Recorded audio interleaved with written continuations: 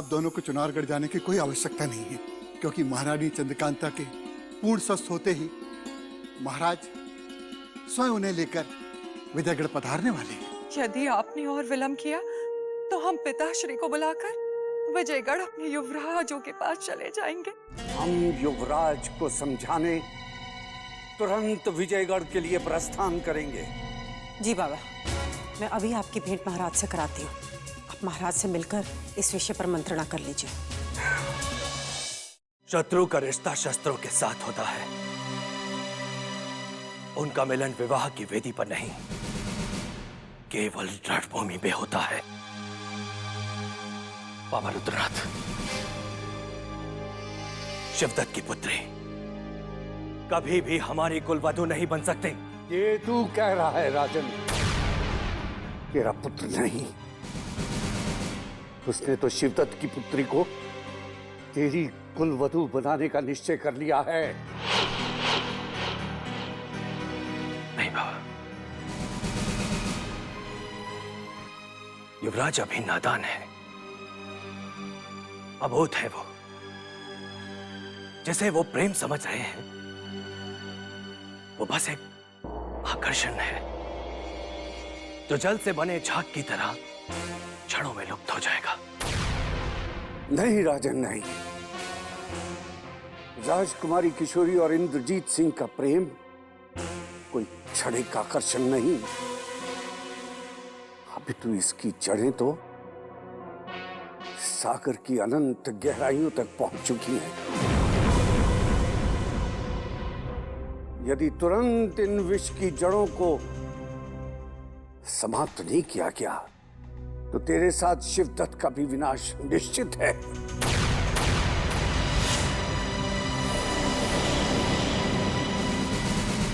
महाराज, बाबा रुद्रनाथ ने अपनी शक्तियों से शिवगढ़ की राजकुमारी और हमारे युवराज के मन में छिपे प्रेम को जान लिया है। यदि अतिशीघ्र कोई उपाय नहीं किया गया तो घोर अनर्थ हो सकता है। उपाय तो केवल बाबा रुद्रनाथ ही बता सकते हैं। हम वही करेंगे जो बाबा रुद्रनाथ का आदेश होगा। तेरे पुत्र को अपने प्रथम प्रेम का त्याग करना होगा। भविष्य के संकटों से बचने का केवल यही अंतिम उपाय है। यदि रानी चंद्रकांता स्वस्थ होती तो वो कैसे भी समझा बुझाकर युवराज को तुरंत मार्ग पर ले आती, परंतु अब ऐसा प्रतीत हो रहा है कि युवराज को मनाने हमें स्वयं विजयगढ़ जाना होगा। क्षमा कीजिए महाराज, लेकिन इस समय अनेक राज्य कार्यों के साथ महारानी जी की देखरेख का भार भी आप पर है। इसलिए बाबा रुद्रनाथ ने विजयगढ़ जाने का स्वयं निर्णय किया है। आपके इस निर्णय से हम अति प्रसन्न हुए बाबा, और हमें इस बात का पूरा विश्वास है कि युवराज इंद्रजीत आपके आदेश को कभी नहीं टालेंगे। इसी विश्वास के साथ हम भी विजयगढ़ जाएंगे राजन, किंतु तेरे पुत्र ने हमारा आदेश टालने की मूर्खता की। विनाश निश्चित है। आपके आदेश को ठुकराने का साहस जब हम नहीं कर सकते तो हमारे पुत्र कैसे कर सकते हैं बाबा? भूपेंद्र सिंह और जगन सिंह आपको समस्त सुविधाओं के साथ विजयगढ़ पहुंचा देंगे, और हमें इस बात का पूरा विश्वास है कि युवराज इंद्रजीत आपका आदेश सुनने के बाद अपने प्रथम प्रेम का त्याग कर देंगे।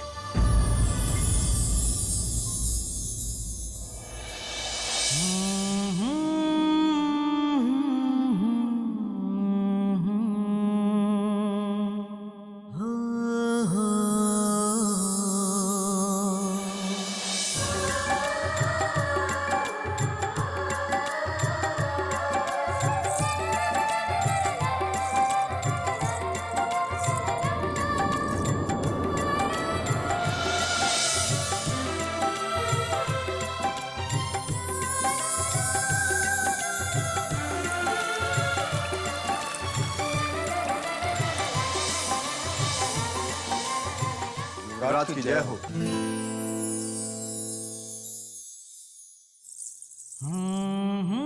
कुछ देर और ठहर जाते तो तुम्हारा क्या चला जाता। अचानक क्या हो गया जो तुम हमारी तंद्रा भंग करने चले आए। युवराज, चुनारगढ़ से संदेश आया है कि बाबा रुद्रनाथ आपसे विशेष भेंट करने के लिए किसी भी क्षण इस महल में पधारने वाले हैं। बाबा रुद्रनाथ हमसे विशेष भेंट के लिए आ रहे, परंतु ऐसा क्या कार्य पड़ गया तो अचानक बाबा हमसे भेंट करने के लिए आ रहे। इसमें इतने आश्चर्य की क्या बात है युवराज? हो सकता है वो आपके सुरक्षित लौट आने की खुशी में कोई हवन या पूजा करने आ रहे हो। नहीं, बाबा रुद्रनाथ कोई साधारण महात्मा नहीं है। अवश्य ही किसी अन्य कार्य से इस महल में हमसे मिलने आ रहे हैं। युवराज, सारा संसार जानता है कि बाबा रुद्रनाथ एक पहुंचे हुए महात्मा हैं, और यदि उनका यहां आने का कारण कोई पूजा पाठ नहीं है तो वो कारण क्या हो सकता है? ये तो उनके आने के पश्चात ही पता चलेगा कि वो किस कार्य से इस महल में आ रहे हैं। परंतु हमें संदेह होने लगा है, जो राज हमने सबसे छिपा कर रखा था उसका बाबा रुद्रनाथ को आभास हो गया है।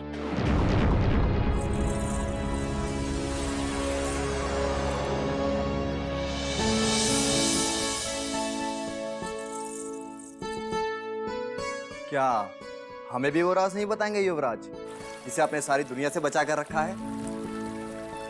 नहीं तारा सिंह,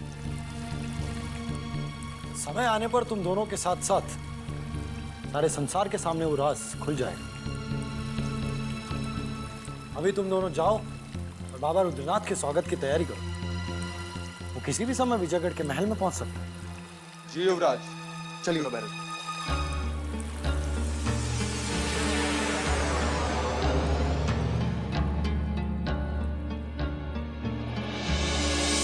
रुद्रनाथ की जय, बाबा रुद्रनाथ की जय, बाबा रुद्रनाथ की जय, बाबा रुद्रनाथ की जय, बाबा रुद्रनाथ की जय, बाबा रुद्रनाथ की जय, बाबा रुद्रनाथ की जय, बाबा रुद्रनाथ की जय।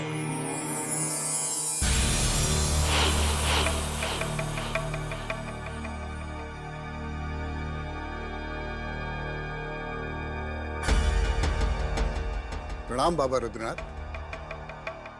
हम सब आपके दर्शन करके धन्य हो गए। बाबा, अतिथि कक्ष में पधारिए। थोड़ा विश्राम कर लेंगे तो यात्रा की थकान दूर हो जाएगी। नहीं, हमें नहीं करना विश्राम। जिस कार्य के लिए हम यहां पर आए हैं वो करने के पश्चात हम यहां से चले जाएंगे। कहां है हमारे युवराज? बाबा रुद्रनाथ की जय।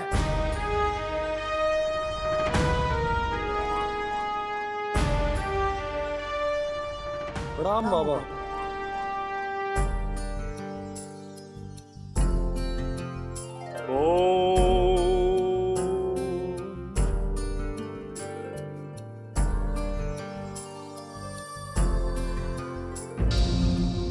इतनी लंबी यात्रा करके आपने यहाँ आने का कष्ट क्यों उठाया बाबा? यदि आपने संदेश भिजवा दिया होता तो हम स्वयं आपके पास चले आते। हम समय नष्ट नहीं करना चाहते थे युवराज इंद्रजीत, क्योंकि एक क्षण भी नष्ट करना अति घातक सिद्ध हो सकता है। ऐसी क्या बात हो गई बाबा जो आप इतने चिंतित हैं? कहीं माताश्री का स्वास्थ्य और तो नहीं बिगड़ गया? हमें तुम्हारी माताश्री की चिंता नहीं है, वो बिल्कुल स्वस्थ हैं। हमें तो चुनारगढ़ के इस बड़े युवराज की चिंता है जो हमारे सामने खड़ा है। अवश्य बाबा रुद्रनाथ ने अपनी दिव्य शक्तियों से जान लिया है कि राजकुमारी किशोरी हमारे मन में स्थान बना चुकी है। परंतु बाबा, भैया तो शत्रु के चंगुल से सुरक्षित छूट कर आए, फिर आपको किस बात की चिंता हो रही है? ये हम किसी को नहीं बताएंगे, केवल इसे बताएंगे जिसके कारण हम यहाँ आए हैं। हमें एकांत चाहिए, नितांत एकांत। आइए बाबा।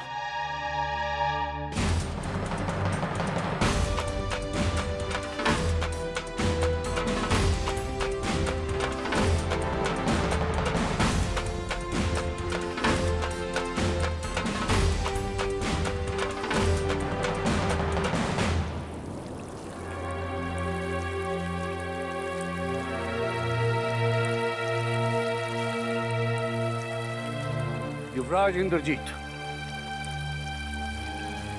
हम जो भी प्रश्न करेंगे उसका उत्तर तुझे देना होगा। और यदि तूने कुछ भी छुपाया तू अपने साथ साथ सबको ले डूबेगा। महाराज वीरेंद्र सिंह का वंश नहीं बचेगा। हमारे कारण पहले ही इतने अनर्थ हो चुके हैं बाबा। अब हम ऐसा कोई कार्य नहीं करना चाहते जिसके कारण हमारे वंश का पतन हो। तो बता, शिवगढ़ की राजकुमारी के साथ तेरा क्या संबंध है? जिसका भय था वही हो, परंतु हम सत्य को कभी कभी नहीं छुपाएंगे, क्योंकि सत्य वो प्रकाश है जो अंधकार में कभी छुपाया नहीं जा सकता, जिसे कभी बुझाया नहीं जा सकता। सत्य बता, समय नहीं है हमारे पास। हम दोनों एक दूसरे की आराधना करने लगे। खामोश! खामोश! खामोश! खामोश! खामोश!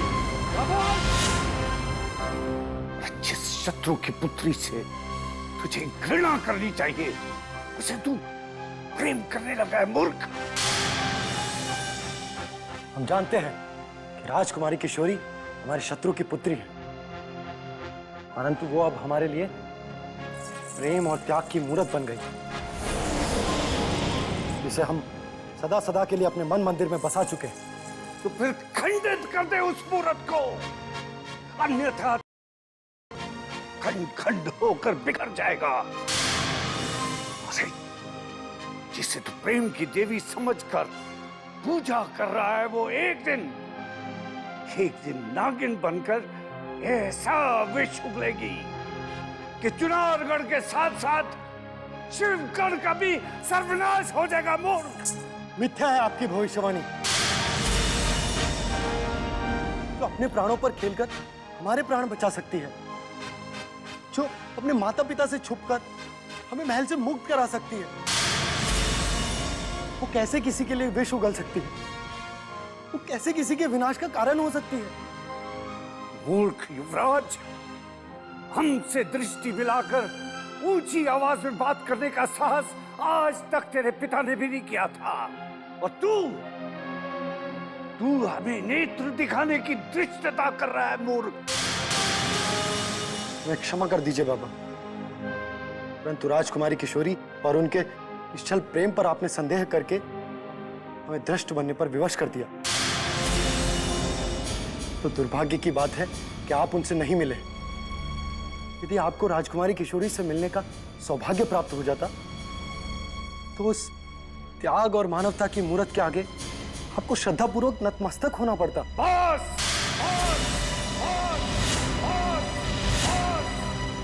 कुछ मत बोल नादान। तू क्या जाने, महाकाल के सिवा समस्त देवता गण के आगे भी हम कभी नहीं झुके, तो फिर मनुष्य की क्या बिसात। मत भूल कि जब विनाश का आरंभ होता है तो दुर्भाग्य सबसे पहले मनुष्य की बुद्धि पर प्रहार करता है। तेरी बुद्धि पर भी दुर्भाग्य का ये पहला वार हो चुका है। इसलिए तू जितना अपनों के लिए विनाशकारी होगा, उतना ही अपने शत्रु के लिए भी होगा।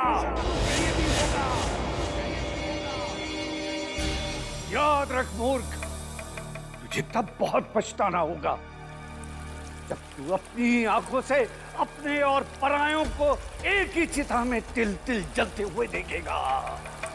तू चाह कर भी अपनों की सहायता नहीं कर पाएगा, क्योंकि तूने बाबा रुद्रनाथ को रुष्ट किया है। तू बर्बादी के रास्ते पे चल पड़ा है। हम तो प्रेम की राह पर अग्रसर हो चुके हैं बाबा, और प्रेम की राह में आने वाले कांटे भी पुष्पों से ज्यादा कोमल होते हैं। बाबा, संग्राम सिंह आपके जलपान की व्यवस्था। अब हमें यहाँ रोकने की भूल कदाचित न करना, क्योंकि यदि हम एक पल और यहाँ पर रुक गए तो हमारी क्रोध की अग्नि से युवराज इंद्रजीत सिंह को भस्म होने से कोई नहीं बचा पाएगा। विनाश काले विपरीत बुद्धि, विनाश काले विपरीत बुद्धि, विनाश काले विपरीत बुद्धि।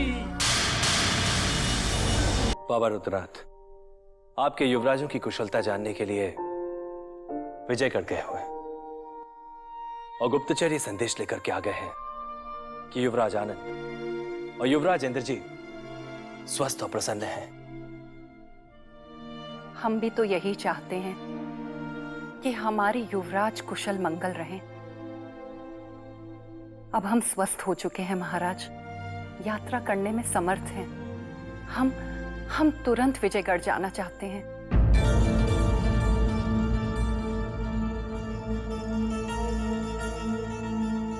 बाबा रुद्रनाथ के वापस आते ही विजयगढ़ जाने के लिए आपकी तैयारी आरंभ कर दी जाएगी महारानी जी, क्योंकि इस समय हमारे समस्त सुरक्षाकर्मी आपकी सुरक्षा व्यवस्था जांचने में व्यस्त हैं। अगर हमारी सुरक्षा व्यवस्था में समय लग रहा है तो हम विजयगढ़ नहीं जाएंगे। हम दोनों युवराजों को चुनारगढ़ के महल में बुलवा लेंगे। यही विचार हमारे मन में भी आ रहा था महारानी, परंतु बाबा रुद्रनाथ नहीं चाहते कि युवराजों के कदम अभी चुनारगढ़ की धरती पर पड़े, इसलिए जाना तो हमें ही पड़ेगा। ठीक है, पिताश्री से मिले हमें कितना समय हो गया। युवराजों के साथ साथ हम उनसे भी भेंट कर लेंगे। सच, वो हमें देखकर कितने प्रसन्न होंगे।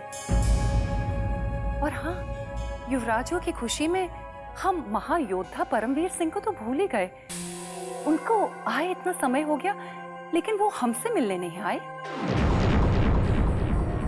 महायोद्धा परमवीर सिंह अतिशीघ्र आपके दर्शन करने के लिए आएंगे महारानी जी। इतने समय तक जंगलों में रहकर वो कुछ अस्वस्थ हो गए हैं, इसलिए कुछ समय विश्राम करने के पश्चात वो वापस लौट आएंगे। ठीक है, उनका महल में आगमन होते ही उन तक ये संदेशा पहुंचा देना कि हमने उनको याद किया है। उनके साथ साथ हम अपने समस्त महायोद्धाओं को सम्मानित करना चाहते हैं, क्योंकि जो वीरता उन्होंने दिखाई है उसको हमारे शिवगढ़ में बैठे हुए शत्रु भी नहीं भुला सकते।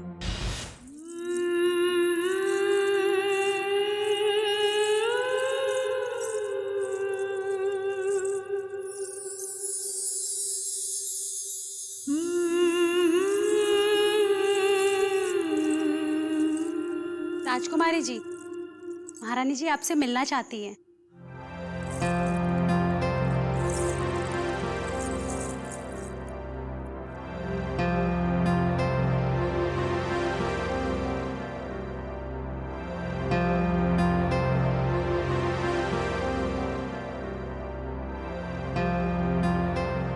प्रणाम माताश्री, आपने हमें याद किया।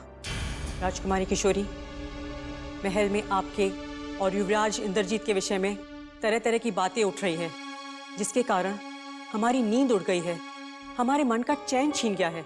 क्या ये सच है कि आप दोनों में आपस में प्रेम हो गया है? लगता है दुष्ट भवानी सिंह और सोमनाथ ने आपके मन में भी हमारे खिलाफ विष उगल दिया है, क्योंकि वो चाहते नहीं है कि हम खुश रहें, हमारी होठों पर मुस्कुराहट रहे। ये हमारे प्रश्न का उत्तर नहीं है। बताइए, एक शत्रु के लिए आपके मन में केवल करुणा थी, उसके स्थान पर क्या किसी प्रेम ने जन्म ले लिया है? खामोश क्यों हैं आप? आपकी खामोशी के भीतर शत्रु के लिए प्रेम तो नहीं छिपा है?